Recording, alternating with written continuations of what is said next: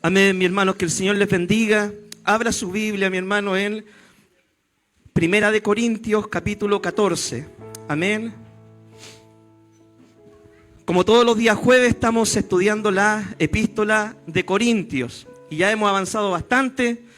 Hoy día vemos el capítulo 14, próxima semana el 15, el 16 y terminamos, ¿cierto?, lo que es esta primera epístola de Corintios.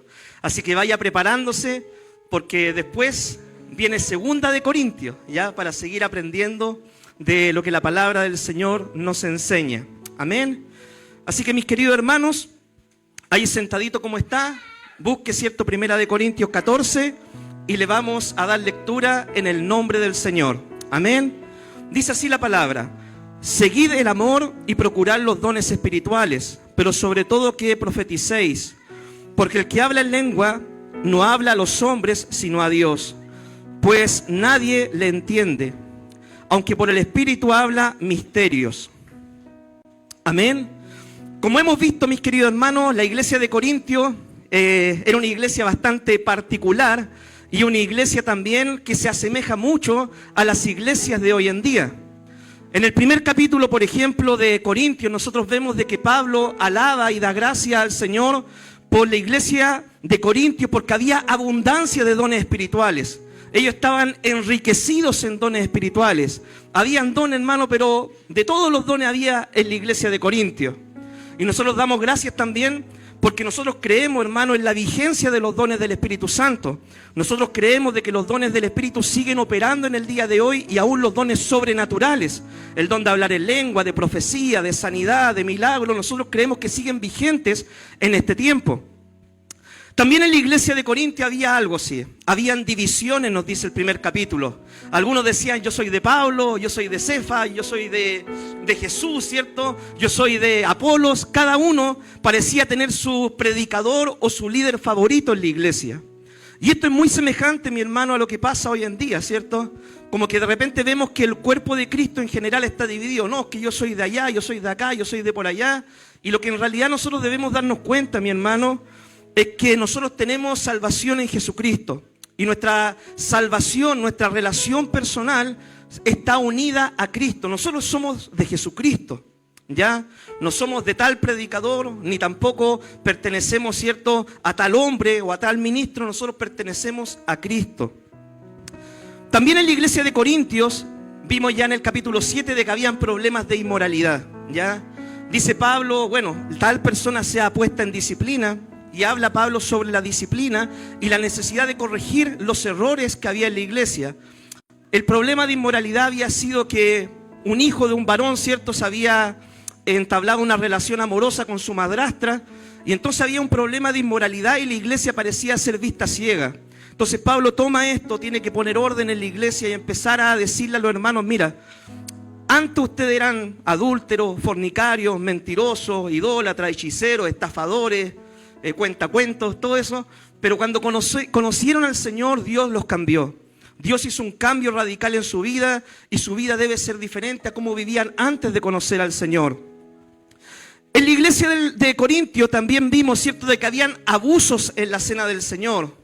Algunos tenían hambre, llevaban su banquete, comían primero. Otros hermanos que tenían necesidad lo echaban a un lado. Algunos tomaban la cena indignamente y Pablo tiene que hablar y enseñar sobre cómo debíamos tomar la cena del Señor.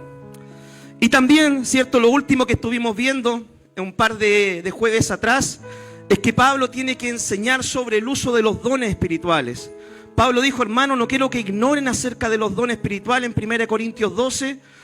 Quiero que abunden los dones espirituales en la iglesia y estos son los dones y cómo deben hacerlo. Y en el capítulo 13 nosotros encontramos de que el motor, ¿cierto?, que debe mover los dones es el amor, ¿ya? Dice: si yo hablase lengua humana o angélica y no tengo amor, no soy nada. Si yo repartiese mis bienes para dar de comer a los pobres y no tengo amor, no soy nada. Si yo tuviese profecía, ciencia y entendiese misterio, hiciera milagro extraordinario, pero no tengo amor, no soy nada. Entonces Pablo habla de que el motor que debe mover los dones en la iglesia debe ser el amor a Dios y el amor al prójimo.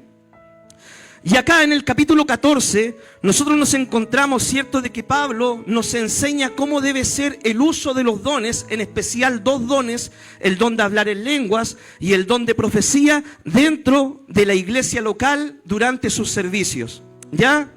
¿Qué es lo que es el don de hablar en lenguas? Usted de repente, no sé si ha escuchado, ¿cierto?, algún hermano que lo toca al Señor y empieza ahí a hablar en un idioma desconocido. Bueno, el hablar en lenguas es hablar con Dios en un lenguaje que muchas veces la persona desconoce. Usted dirá, pero ¿hay algunas ocasiones donde la persona sabe lo que está diciendo? Sí, pero ese es otro don. Ese don se llama el don de interpretación de lenguas. Pero muchas veces los que tenemos el don de hablar en lengua, nosotros oramos o podemos hablar en lengua y nosotros no sabemos lo que estamos diciendo. Lo que sí es el don de hablar en lenguas es una oración directa que uno hace a Dios guiada por el Espíritu Santo. Cuando usted habla en lengua, mi hermano, usted siempre ora de acuerdo a la voluntad del Señor. Es una oración inspirada por Dios, guiada por Dios, para Dios y conforme a la voluntad del Señor.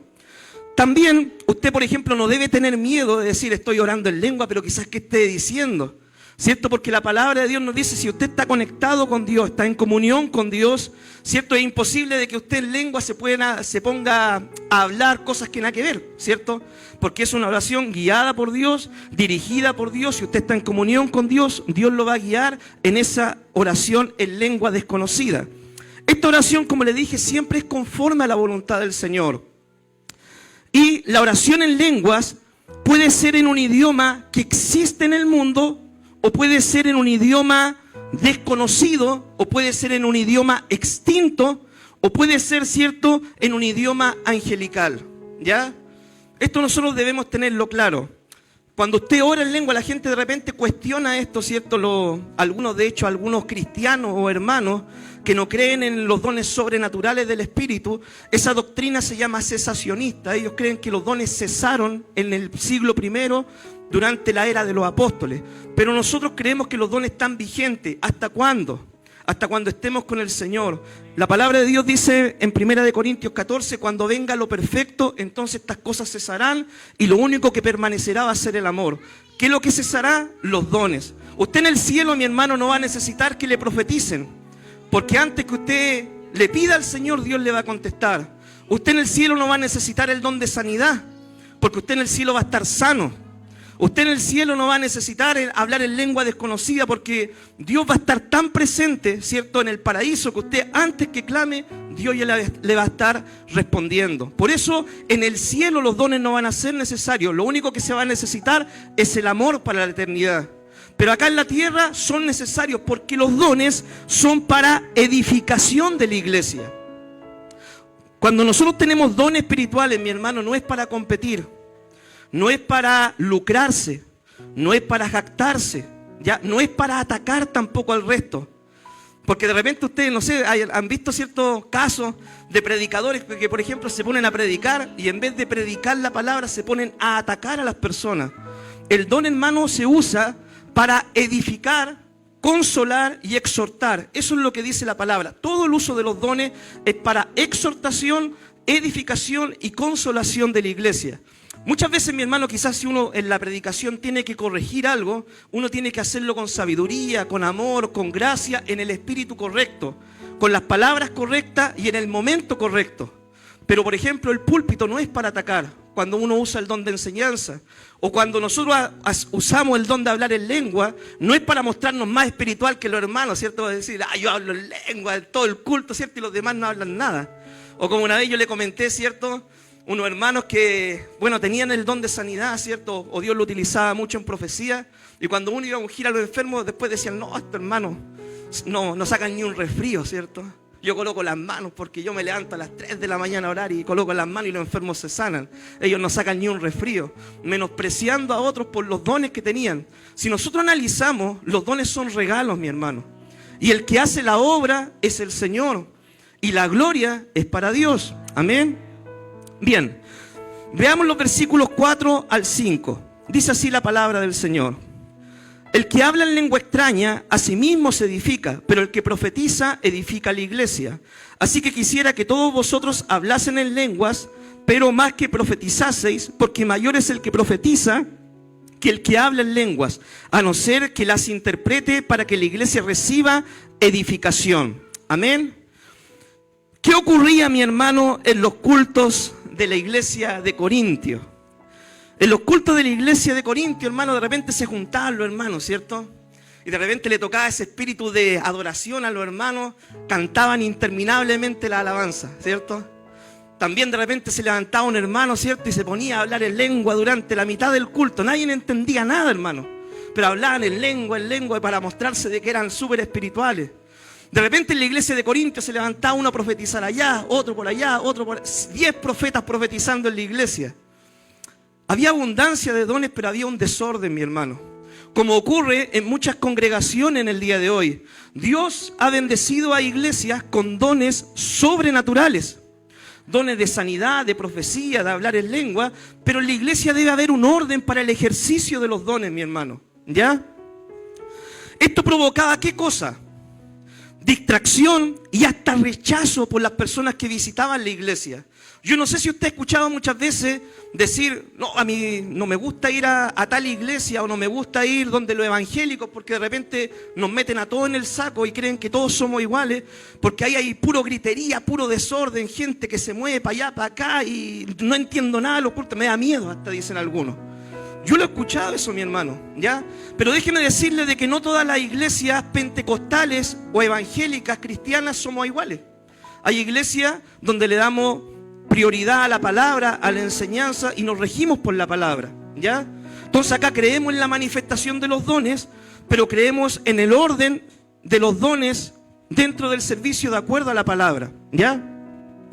Entonces esto provocaba distracción, llegaba gente, veía todo raro, después se querían ir, no aceptaban a Cristo, finalmente se perdían las personas. Iban a un culto, ¿cierto? Y como algunos tienen por pretexto, no, es que la hora de entrada la tiene nosotros, pero la hora de salida la tiene el Señor. Salían 2, 3 de la mañana del culto de la iglesia de Corintios porque el Señor se había movido, ¿cierto? Y no podían cortar el mover del Espíritu. Hermanos, nosotros debemos ser maduros en nuestro modo de pensar y debemos ser sabios para vivir nuestra vida cristiana.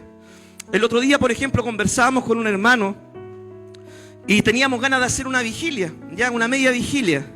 Y el hermano muy sabiamente, hermano, se me acerca y me dice, ¿sabe qué, pastor? ¿Por qué no adelanta la hora de la media vigilia? En vez de hacerla a las 8, hágala a las 6, me dijo. ¿Por qué? Le dije yo. Porque mira, si empieza a las 6 en media vigilia, que salgamos a las 10 de la noche. Centinela, un lugar peligroso. Centinela, un lugar donde mueren los valientes, ¿cierto? Entonces hay muchos hermanos, me dijo, que viven en Centinela, tienen que volver caminando, 12 de la noche puede ser peligroso, pastor.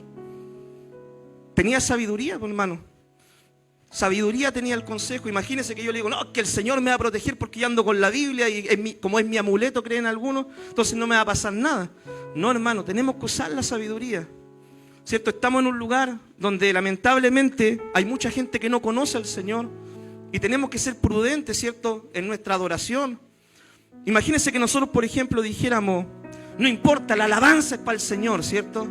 Y pongo 10 parlantes acá, 50 instrumentos musicales, total, la alabanza es para Dios. Yo sé que la alabanza es para Dios, pero tengo que darme cuenta, mi hermano, de que estoy rodeado por vecinos que son inconversos. Y vecinos que yo quiero ganar para el Evangelio. Y si mi actitud como cristiano los espanta, un día, cierto, Dios me va a decir, pero hijo, yo te pedí sabiduría para trabajar. No te dije ese piedra de tropiezo para que no llegaran, ¿ya?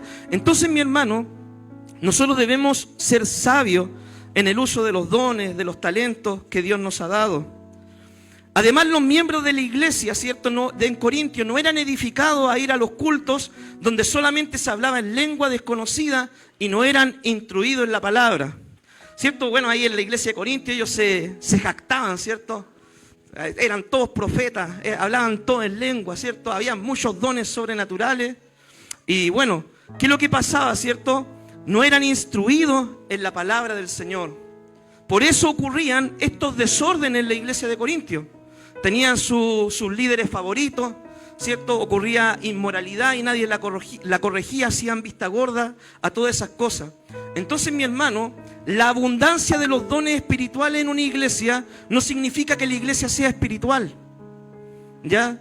La iglesia de Corintios se caracteriza por ser una iglesia muy carnal, de hecho, con abundancia de dones, pero carnal en su manejo, carnal en la forma de ser iglesia. Ellos no estaban teniendo buen testimonio con la gente de Corintios al permitir ese pecado dentro de sus miembros. No estaban gozando un buen testimonio. Entonces, mis queridos hermanos, esta epístola nos llama a nosotros, ¿cierto?, a mirar lo bueno, tomarlo, mirar lo malo y no replicarlo, ¿ya? La epístola de Corintios nos llama a tomar lo bueno. Abundemos en los dones espirituales, pero seamos sabios en el uso de los dones. Ojalá todos hablamos en lengua, pero Pablo también nos enseña, ¿cierto?, cómo debe ser el uso del don de lenguas dentro del culto y también en nuestra vida devocional, ¿ya? Hasta de la profecía habla la palabra. Dice, si hay profeta en medio de vosotros, ¿a quién no le gusta, hermano, que de repente Dios le diga, tengo una palabra para tu vida, ¿cierto? A todos nos gusta. Pero Pablo también dice que haya 2 o 3 que profeticen y por turno. Es decir, no que se levanten 5 o 6 a profetizar, hagan un desorden, es la hora de la palabra, alguien le toma el espíritu, empieza a gritar aleluya, ¿cierto? Interrumpe el culto, que el hermano de allá lo toca el Señor, se va a ungir al hermano de acá. No, hermano, eso es un desorden, ¿ya? Y el pentecostalismo no es desorden. El pentecostalismo es creer en los dones del Espíritu, en los dones sobrenaturales, pero en el orden de la palabra. Debemos ser sabios, hermano, ¿ya? Debemos ser sabios para trabajar lo que Dios nos ha dado. Algunos se creían, hermano, más espiritual a hablar en lengua, ¿cierto?, que los demás creyentes que no tenían este don. Algunos, ¿cierto?, decían, yo hablo el idioma de los ángeles, ¿cierto? Yo hablo el idioma de los ángeles, el idioma de Dios. Entonces yo soy más espiritual que este hermano, ¿cierto? Porque yo tengo el don de hablar en lengua. Y algunos creían que el don de hablar en lengua era la última Coca-Cola del desierto, por así decirlo, el don más sobresaliente. Y Pablo les tiene que enseñar el orden de los dones, porque hay un orden en los dones. Dice la palabra, Dios puso en 1 Corintios capítulo 12, ¿cierto? Al final, Dios puso primeramente apóstoles, después profetas, después evangelistas, después maestros, después los que sanan, los que hacen milagros, los que administran, y al final de todo, el que habla en lengua. Y dice acá la palabra de que el que profetiza es mayor que el que habla en lengua. Entonces hay un orden también en los dones espirituales. Debemos abundar en los dones del Espíritu, debemos anhelar los dones del Espíritu, debemos pedir, hermano, los dones del Espíritu, pero debemos pedirlos ¿con qué propósito? Para la edificación de la iglesia, para que el evangelio se siga extendiendo, para que más almas sean alcanzadas, ¿ya? Ese es el propósito de los dones espirituales. Algunos no ejercían, hermano, en la iglesia de Corintios el dominio propio en el uso de los dones del Espíritu, haciendo un uso exagerado y sin control. Por ejemplo, mis queridos hermanos, yo no puedo decirle a los hermanos, ¿cierto? No, es que Dios me dio el don de profecía y era una palabra, hermano, tan irresistible que yo no me pude quedar en la banca y me pasé todo el culto profetizando. Y aunque yo quería parar, el Espíritu no me dejaba. No, hermano, eso nosotros no lo vemos en la Biblia. El espíritu de los profetas está sujeto a los profetas. Yo tampoco puedo decir, hermano, me tocó el Señor y sabe que me puse a hablar en una lengua angelical y no podía parar de hablar en lengua, y estuve 5 horas hablando en lengua en el culto y no podía parar, quería parar pero hablaba solo. No, hermano, uno tiene que ejercer el dominio propio en el uso de los dones. Es como yo mismo, hermano, si me pongo a predicar, ¿cierto? Algunos dicen, bueno, el pastor usa siempre cronómetro, sí, para también no excederme en el uso del don de enseñanza. Imagínense que yo vengo acá y le digo, hermano, le voy a dar una enseñanza. Y como yo tengo harta palabra, le voy a predicar 3 horas, ¿cierto? En un culto. Usted venía acá por un culto de 2 horas, 1 hora y media, ¿cierto? De repente hasta mira el reloj para volverse a la casa y dice, no, vaya a pillar al vecino ahí en la esquina, ¿cierto? Y de repente yo me emociono con mi don de enseñanza y le doy 3 horas de enseñanza. Un día jueves, a las 3 de la mañana llega a la casa, su marido es inconverso. ¿De dónde venía esta hora? De la iglesia. ¿De la iglesia? Así le van a decir, hermano. Entonces hay que ser sabio, hermano. En la alabanza, por ejemplo, yo no puedo decir, me tocó el Espíritu, ¿cierto? Y empecé a cantar un cántico nuevo, y esa alabanza que por lo general duraba 3 minutos, la largo hasta 8, 10, 15 minutos, porque me tocó el Señor y me dio un espíritu de adorador, ¿cierto? Y empiezo a hablar y canto y canto y canto y canto sin parar. No, hermano, hay un orden. Hay un orden. Lo mismo en la oración, mi hermano.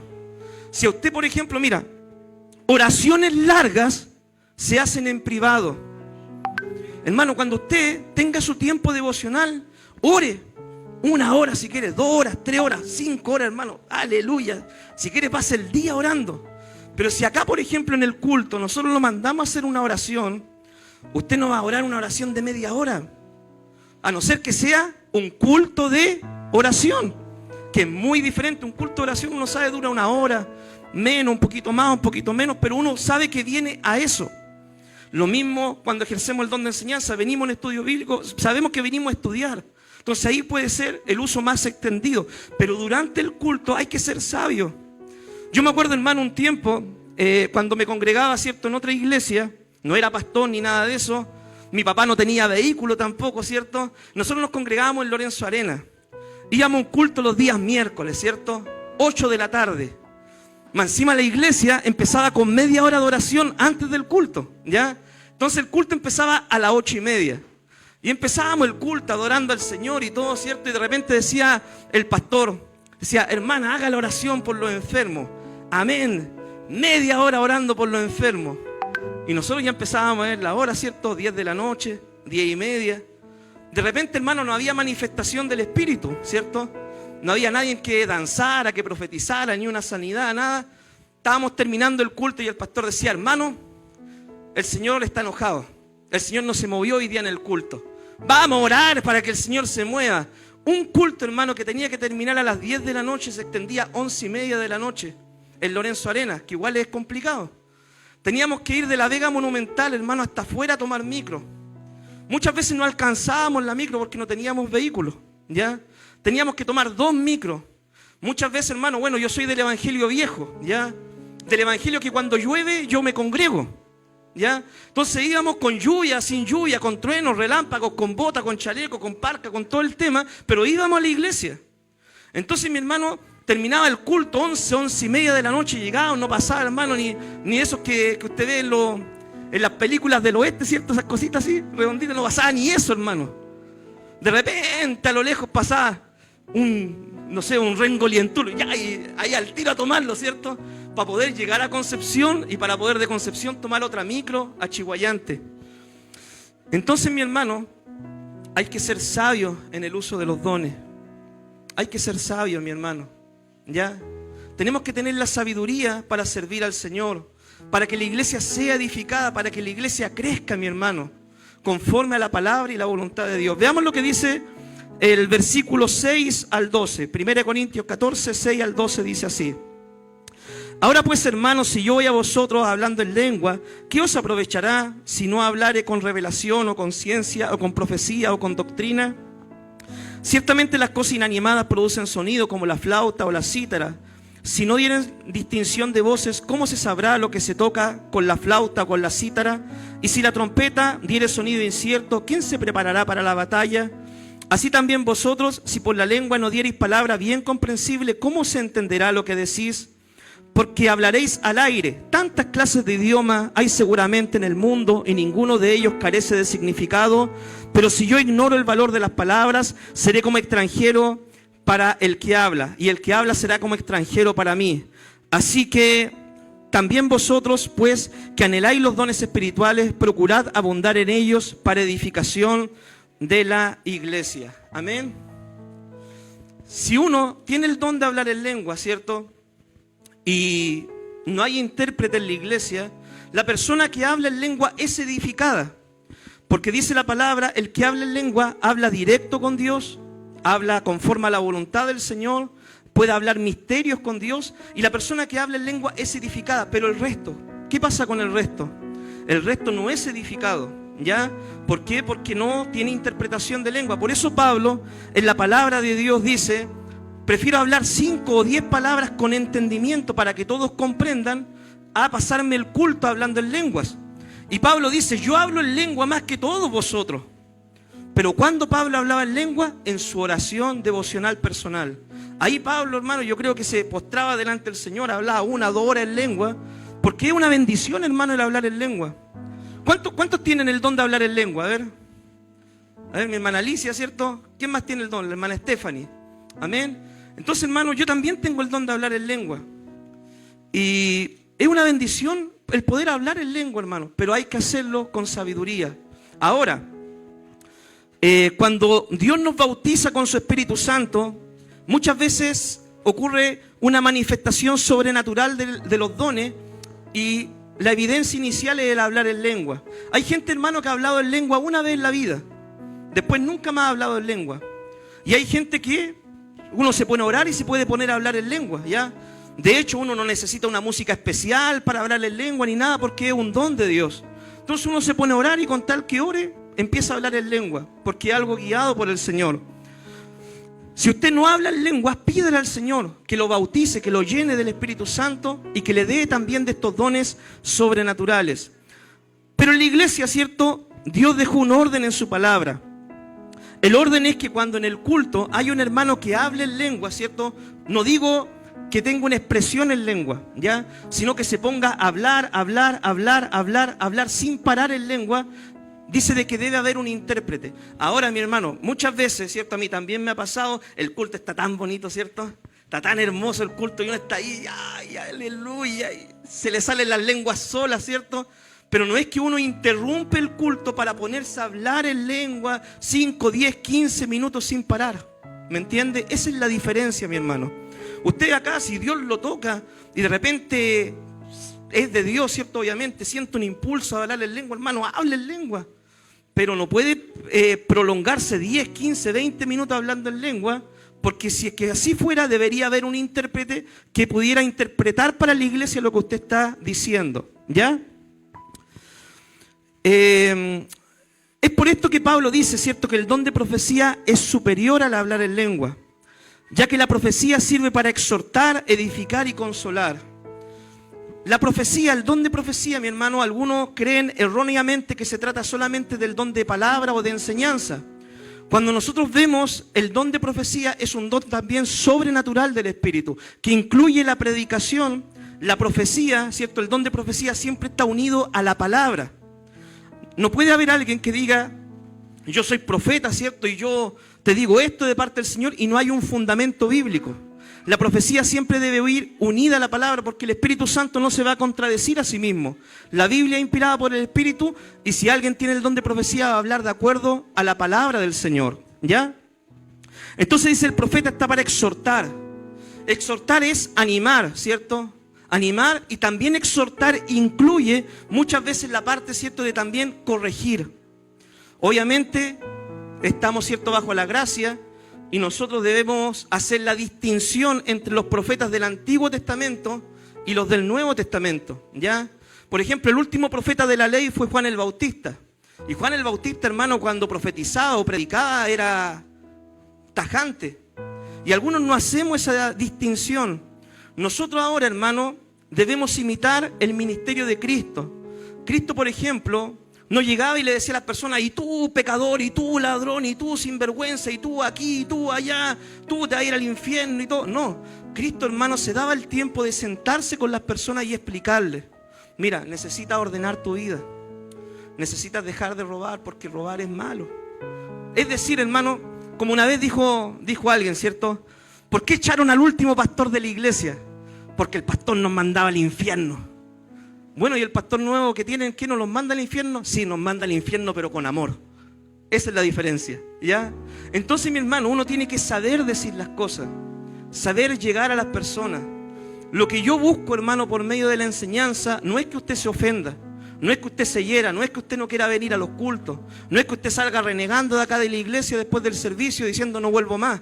Lo que yo quiero lograr con la enseñanza es enseñarle, corregirle, exhortarle a cambiar, edificar su vida espiritual para que usted pueda ser un hombre y una mujer conforme al corazón del Señor. Eso es lo que nosotros buscamos por medio del uso de los dones, edificar la iglesia, no ofender a las personas, ¿ya? Bien. Hermano, tengo tanto para decir, pero tenemos que ser mesurados con el uso de los dones, ¿cierto? Así que, bien. Además, el uso de los dones se debe ejercer, ¿cierto?, el dominio propio, ¿cierto?, en el hablar en lengua, en la profecía. Pablo dice, cuando haya profeta, levántense 1, 2 o 3. ¿Y cómo? Por turno, dice. No es que se levanten los 3 juntos en la iglesia. Tiene que levantarse 1, 2 o 3 y por turno. Y si algo fuera revelado a otro, dice, calle el primero para que pueda hablar también el otro. ¿Ya? Las iglesias espirituales, ¿cierto? Entre comillas, de hoy en día caen, hermano, en el mismo error que la iglesia de Corintios. ¿Ya? Tener cultos llenos de gritos, llenos de desórdenes, llenos de manifestaciones y hasta algunas veces manifestaciones extrañas, hermano, y el abuso de los dones del Espíritu. A mí de repente me han dicho, pastor, su iglesia no es espiritual. No, hermano, nosotros somos espirituales. Yo soy espiritual. Usted, si usted está en comunión con Dios, también es espiritual. Lo que no soy, yo no soy desordenado, hermano. Eso sí, hay que hacer una gran diferencia entre ser desordenado, es decir, hacer las cosas a mi manera, conforme lo que la palabra no me enseña, y ser espiritual. Una persona espiritual, hermano, ¿por qué distinguimos una persona espiritual? ¿Por la manifestación de los dones? Si acá la iglesia de Corintios nos dice de que había abundancia de dones y había un desorden tremendo en la vida de los miembros de Corintios. ¿O por qué distinguimos una iglesia espiritual? ¿No será, hermano, de que una iglesia espiritual o conformada por miembros espirituales está formada por personas que tengan el fruto del Espíritu Santo? ¿Y eso significa ser espiritual? Porque Pablo lo dijo, hermano, si yo hablo en lengua, profetizo, danzo, hago milagro y todo, y no tengo amor, que el primer fruto del Espíritu, dice, de nada me vale el resto. Amén. Bien, mis hermanos. Vamos a hablar, ¿cierto?, un poquito sobre el uso de los dones en forma madura. No es malo, hermano, anhelar los dones espirituales. De hecho, Pablo dice, el que anhela, ¿cierto?, los dones es bueno para edificación de la iglesia. Pero debemos analizar el motivo, hermano, por los cuales nosotros anhelamos estos dones. ¿Ya? Por ejemplo, si nosotros, hermano, queremos el don de hablar en lengua, ¿para qué usted lo anhela? Si, por ejemplo, queremos el don de sanidad, de profecía, ¿con qué propósito nosotros lo pedimos? Si queremos el don de enseñanza, ¿cuál es la motivación que está detrás de pedir ese don? La motivación correcta es la edificación de la iglesia, que más almas sean salvadas, que la iglesia crezca. Hermanos, debemos ser sabios en el uso de los dones. Por ejemplo, ¿cierto? Tener un sentir o desear algo para el hermano no significa que sea una profecía. ¿Ya? A mí, hermano, en mi vida personal, le han dicho a la Azule muchas veces, ustedes van a ser papás. Van a ser papás. Lo veo, el otro año van a ser papás. Van a ser papás, van a ser papás. Y no se ha cumplido, hermano. Cuando Dios habla, se cumple. ¿Ya? Si yo, por ejemplo, veo una pareja joven, ¿cierto?, y que no pueden tener hijos, y yo tengo un sentir, un deseo de bendición para mi hermano, que quiero que ellos tengan al Samuel, ¿cierto? Dios oye, ¿cierto? Que tengan un Samuel ahí como Ana le pedía al Señor por un hijo, o un José, ¿cierto? Que Rebeca, ¿cierto?, que Raquel le pedía, ¿cierto?, al Señor por su hijo, que quería tener un hijo. Yo no puedo, hermano, si tengo un sentir, ¿ya?, y no es algo que Dios me lo ha dicho, decirle al hermano, mira, Dios me muestra que muy pronto vas a tener un hijo, porque eso significa tomar el nombre de Dios en vano. Y Dios dice, yo no daré por inocente al que tome mi nombre en vano. Es decir, uno va a tener que dar cuenta si uno entrega una falsa profecía en el nombre del Señor. Entonces, hermano, a mí, por ejemplo, muchas veces nos han dicho, no, el próximo año. Hasta de repente con numerología, ¿cierto? No, veo un número ahí, veo algo, un mes. Y no, hermano, debemos tener cuidado con esas cosas. Porque imagínese, viene alguien a la iglesia, usted tiene un sentir, pero no una palabra de Dios, y usted le dice, mira, muy pronto Dios te va a dar un trabajo mejor, y a la persona la despiden o le pasa un accidente, o cualquier cosa, la persona no cree usted que va a decir, bueno, y si Dios me habló esto, ¿por qué me pasó esto?